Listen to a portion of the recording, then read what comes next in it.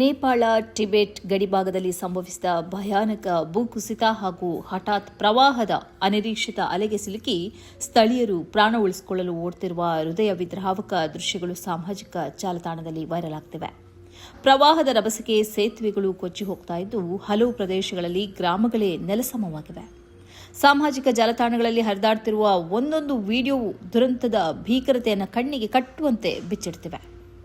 ಹೌದು, ನೇಪಾಳದ ರಸುವಾ ಜಿಲ್ಲೆ ಹಾಗೂ ಚೀನಾದ ಟಿಬೆಟ್ನ ಗೈರಾಂಗ್ ಕೌಂಟಿ ವ್ಯಾಪ್ತಿಯಲ್ಲಿ ಈ ದುರಂತ ಸಂಭವಿಸಿದ್ದು ಹಲವು ಗ್ರಾಮಗಳು, ರಸ್ತೆಗಳು, ಸೇತುವೆಗಳು ಹಾಗೂ ವಿದ್ಯುತ್ ಮೂಲಸೌಕರ್ಯಗಳು ಪ್ರವಾಹದ ರಭಸಕ್ಕೆ ಕೊಚ್ಚಿ ಹೋಗಿವೆ.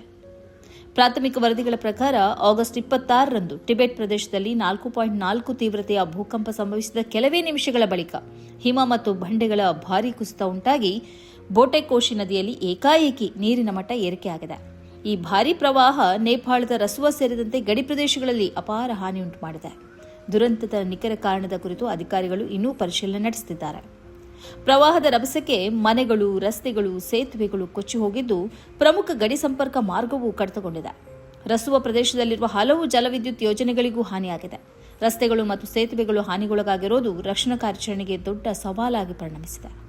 ದುರಂತದಲ್ಲಿ ಸಾವಿನ ಸಂಖ್ಯೆ ನಿರಂತರವಾಗಿ ಏರುತ್ತಿದ್ದು ಬೋಟೆಕೋಶಿ ಮತ್ತು ತ್ರಿಶೂಲಿ ನದಿಗಳಲ್ಲಿ ಸುನಾಮಿ ಮಾದರಿಯಲ್ಲಿ ದಿಢೀರ್ ಉಕ್ಕಿ ಬಂದ ಕಲ್ಲು ಮಣ್ಣಿನ ರಾಶಿ ಸಮೇತ ನೀರಿನ ಪ್ರವಾಹಕ್ಕೆ 157 ಮಂದಿ ಬಲಿಯಾಗಿದ್ದು 133 ಭಾರತೀಯರು ಸೇರಿದಂತೆ 750ಕ್ಕೂ ಹೆಚ್ಚು ಮಂದಿ ನಾಪತ್ತೆಯಾಗಿದ್ದಾರೆ. ರಕ್ಷಣಾ ಕಾರ್ಯಾಚರಣೆ ಮುಂದುವರಿದಿರುವುದರಿಂದ ಸಾವಿನ ಹಾಗೂ ನಾಪತ್ತೆಯಾದವರ ನಿಖರ ಸಂಖ್ಯೆ ಇನ್ನೂ ಸ್ಪಷ್ಟವಾಗಿಲ್ಲ. ಈ ಪ್ರವಾಹವು ಕೈಲಾಸ ಮಾನಸ ಸರೋವರ ಯಾತ್ರೆಯ ಮೇಲೂ ಗಂಭೀರ ಪರಿಣಾಮ ಬೀರಿದೆ. ನೇಪಾಳದ ರಸುವಾ ಗಡಿ, ಗೈರಾಂಗ್ ಗಡಿ ಮಾರ್ಗದಲ್ಲಿ ಕೈಲಾಸ್ ಯಾತ್ರೆಗೆ ತೆರಳುತ್ತಿದ್ದ ನೂರಾರು ಯಾತ್ರಿಕರು ಮತ್ತು ಪ್ರವಾಸಿಗರು ಸಂಪರ್ಕಕ್ಕೆ ಸಿಗದ ಸ್ಥಿತಿ ನಿರ್ಮಾಣವಾಗಿದೆ. ನೇಪಾಳ ಪ್ರವಾಸೋದ್ಯಮ ಮಂಡಳಿಯ ಪ್ರಾಥಮಿಕ ಮಾಹಿತಿಯಂತೆ ಸುಮಾರು 384 ಪ್ರಯಾಣಿಕರು ಸಂಪರ್ಕಕ್ಕೆ ಸಿಗದಿರುವ ವರದಿ ಇದೆ. ಇವರಲ್ಲಿ 291 ವಿದೇಶಿ ಪ್ರಜೆಗಳು ಮತ್ತು 93 ನೇಪಾಳಿ ನಾಗರಿಕರು ಸೇರಿದ್ದಾರೆ. ಭಾರತೀಯರಿಗೂ ಈ ದುರಂತದ ಪರಿಣಾಮ ತಟ್ಟಿದ್ದು ವಿವಿಧ ವರದಿಗಳ ಪ್ರಕಾರ 100ಕ್ಕೂ ಹೆಚ್ಚು ಭಾರತೀಯರು ಸಂಪರ್ಕ ಸಿಗದಿರುವ ಮಾಹಿತಿ ಲಭ್ಯವಾಗಿದೆ.